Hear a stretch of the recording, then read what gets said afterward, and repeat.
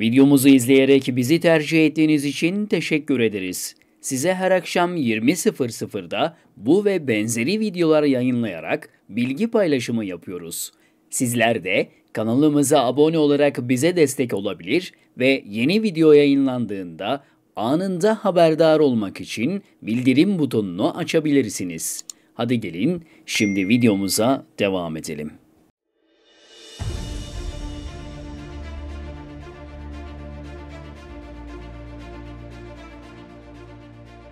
Herkese selamlar. İstanbul fethedildikten sonra hızla büyümeye ve göç almaya başladı. O tarihlerden sonra da bu gelişme hiç durmadı ve günümüzde son hızıyla devam ediyor. Rumeli ve Anadolu yakası ile birbirinden farklı güzellikleri bünyesinde barındıran İstanbul'un geçmişten günümüze en büyük sorunlarından birisi hiç şüphesiz ulaşımdır. Şehir içi ulaşım problemlerinin çözülmesinin yanı sıra Boğaz ile birbirinden ayrılan iki yakanın birleştirilerek ulaşımda rahatlama sağlanması hususu şehri yönetenlerin ulaşımdaki en önemli gündem maddesi olmuştur. Tarih 1860 yılı. O dönemin Sultanı Abdülmecid Han, Fransız bir mühendise bir proje yaptırıyor. Yaptırdığı proje sıradan değil. Tıpkı bugün İstanbul'un Boğaz sularının altında yapılan ve iki yakayı birbirine bağlayan Avrasya Tüneli gibidir. Tıpkı bugünkü Avrasya Tüneli tüp geçidi gibi o dönemde çizilen planlara göre bir tüp geçit yapılacak ve Boğaz'ın altına indirilecektir. Tüp geçit bittiğinde tren Sirkeci'den girecek ve Boğaz'ın altından Üsküdar'a karaya çıkacaktır. İsmi ise Tüneli Bahri. Tüneli Bahri ismi verilen proje günün şartlarında hayata geçirilemedi.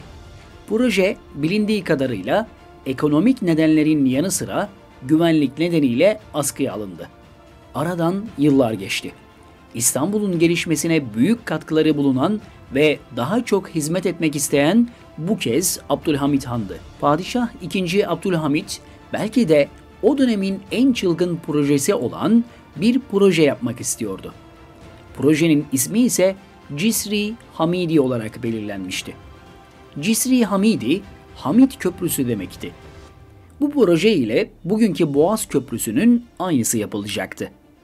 Bugün Fatih Sultan Mehmet Köprüsü'nün bulunduğu yerde, yani Boğaz'ın Rumeli ve Anadolu hisarları arasındaki en dar bölümünde yapılması planlanan inşaat 600 metrelik bir asma köprü olarak düşünülür.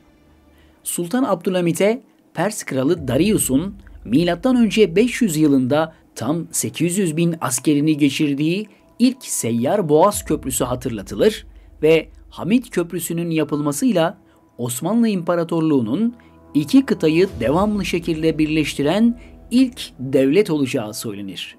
Gerçekten o dönemin şartlarına göre çılgın projedir bu. Boğaz'a bir köprü yapılması projelerinin hazırlanması 1878 Osmanlı-Rus Savaşı'na kadar gider. Ancak Sultan Abdülhamid'in önüne çıkartılması 1900 yılının Kasım'ında gerçekleşir. Projeyi Bağdat Demiryolu'nun işletmesini yürüten Almanlar yaparlar.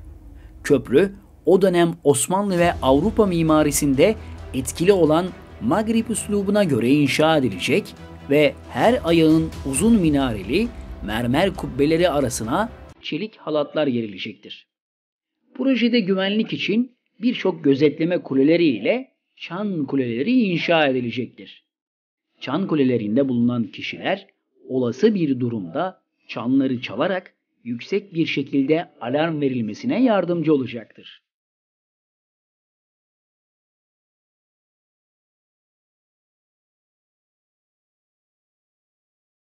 Köprü, Magrib üslubu mimarının yanı sıra Selçuklu tarzı kubbe süslemeleri ve 16.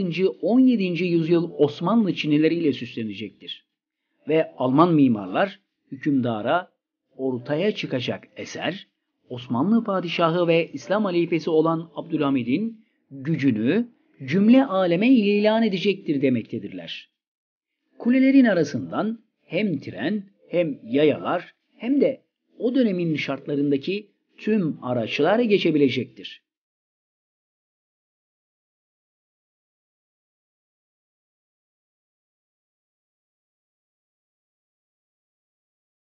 Çok sayıda lambayla aydınlatılacak olan, üzerine demir yolunun yanı sıra birkaç şeritli bir başka yolun daha yapılmasının planlanmış olduğu proje, daha bir sonuca ulaşmadan 1902 yılında Abdülhamid'e bu defa da bir tünel projesi sunulur.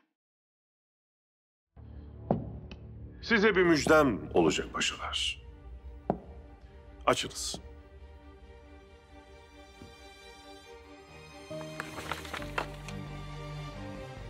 Tüneli Bahri. Amerikalı 3 mühendisin imzalarını taşıyan projeye göre Sarayburnu'yla Salacak arasına 16 ayak üzerine oturtulacak olan büyük bir boru şeklinde bir denizaltı demiryolu tüneli inşa edilecektir.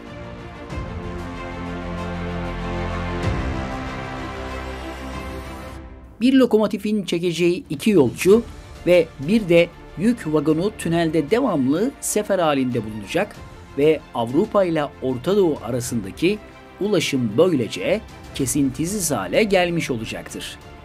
Cisri Enbubi Fil Bahr projesi de oldukça dikkat çekicidir.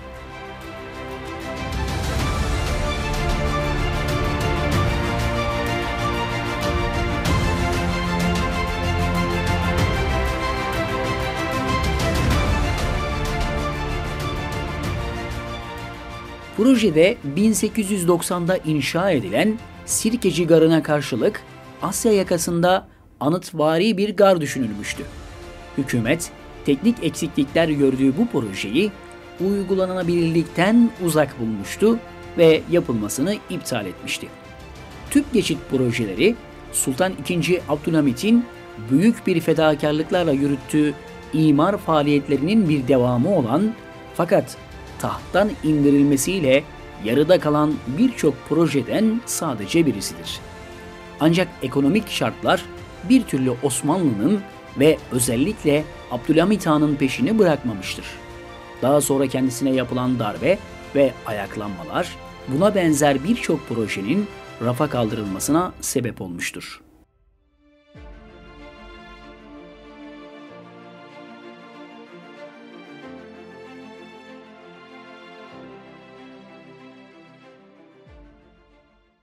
Vallahi billahi şayanı hayret. Bir rüya belki. Belki bir hayal. Lakin hayal edersek yaşarız. Yani bugünkü Boğaz Köprüsü ve Avrasya Tüneli projeleri aslında günümüz mimarlarının eserleri değildir. Aslında çok daha önce düşünülmüş, planlanmıştır. Ve bugün tarihin üzerine yeniden inşa edilmiştir.